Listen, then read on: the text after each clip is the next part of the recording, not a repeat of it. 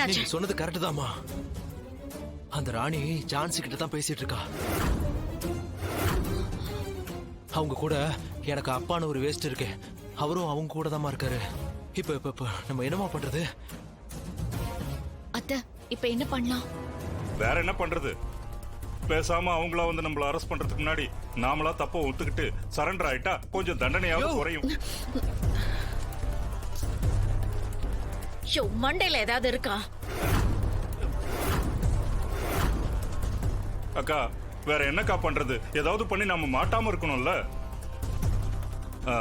அக்கா, வேணா ஒண்ணு பண்ணலாமா? என்ன?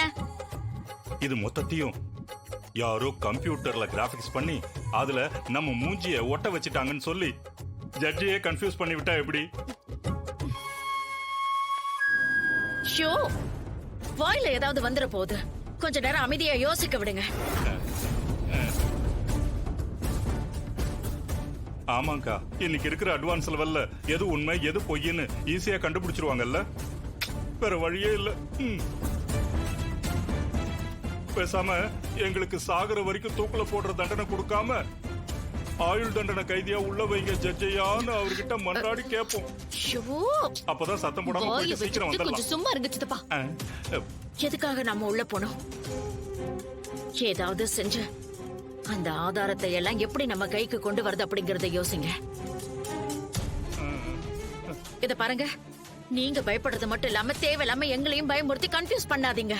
இல்லக்கா, ஏதோ தோணுச்சு சொன்ன. அத்தை, அந்த ஆதாரத்தை எப்படியாவது எடுத்தே ஆகணும். இப்ப என்னத்த பண்ணலாம்? அது நீங்க தலைகீழ நின்னாலும் முடியாது.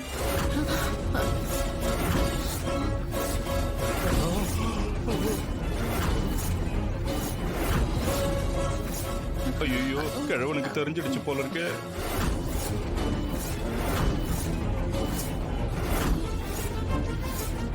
மாமா, இங்க என்ன பண்றீங்க? இந்த கிழவன் இங்க எங்க வரா? என்ன மாமா சொல்றீங்க? எங்களுக்கு ஒண்ணும் புரியல. தாத்தா, மாத்திரை ஏதாவது வாங்கிட்டு வர.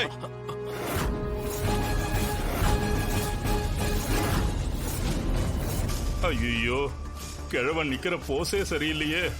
ஏதோ விவகாரத்தோட தான் வந்திருப்பான் போல இருக்கு. ஏதாவது சொல்லி சமாளிப்போம்.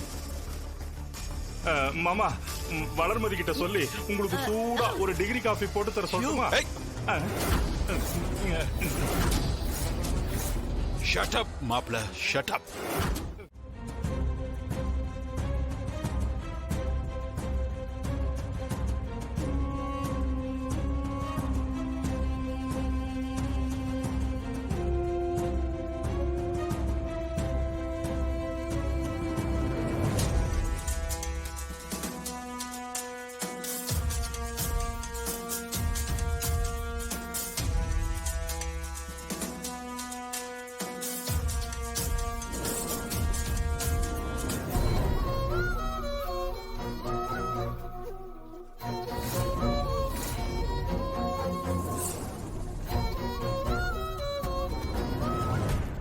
அக்கா, இந்த படத்துல எல்லாம் ஹீரோக்கள் வெறி ஏத்திக்குவாங்கல்ல, அதே மாதிரி இந்த கிழவன் அழுது அழுது வெறி ஏத்திக்கிட்டு இருக்கான்.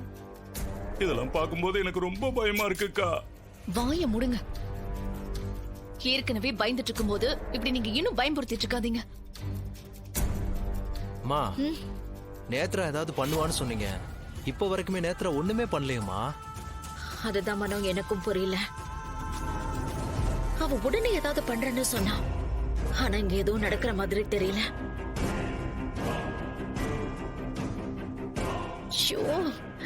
இவர் இப்படி உட்கார்ந்து இருக்கிறத பாக்கும்போது கண்டிப்பா அந்த ஜான்சியும் என் புருஷனை இந்த ஆள் கூட சேர்ந்துகிட்டு ஏதோ பெருசா பிளான் பண்றாங்களோன்னு தோணுது. அத்த, இனிமே நேத்ராவை நம்பி பிரயோஜனமே கிடையாது. நாமளே ஏதாவது பண்ணணும் அத்த.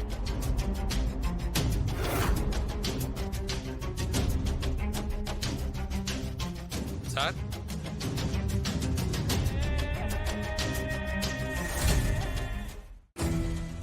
யாரு?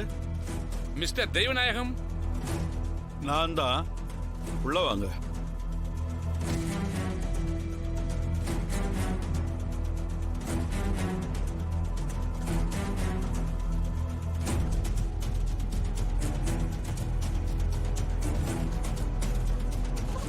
ஐயோ அக்கா, அவங்கள பார்த்தா போலீஸ் மாதிரியே இருக்குக்கா. பேசாம இருங்க.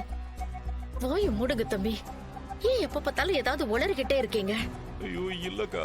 மா இல்லம்மா, அவங்கள பாருங்க. அவங்க உருவமோ அவங்க போட்டிருக்க காஸ்டியூம் பார்க்கும் போதும் போலீஸ் மாதிரி தான் இருக்கு. என்ன விஷயமா வந்திருக்கீங்க? நாங்க 2 பேரும் கிரைம் பிரான்ச் இன்ஸ்பெக்டர் சார்.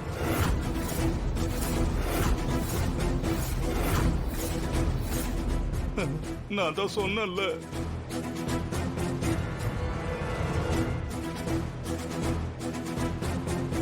சரி, என்ன விஷயமா வந்திருக்கீங்க?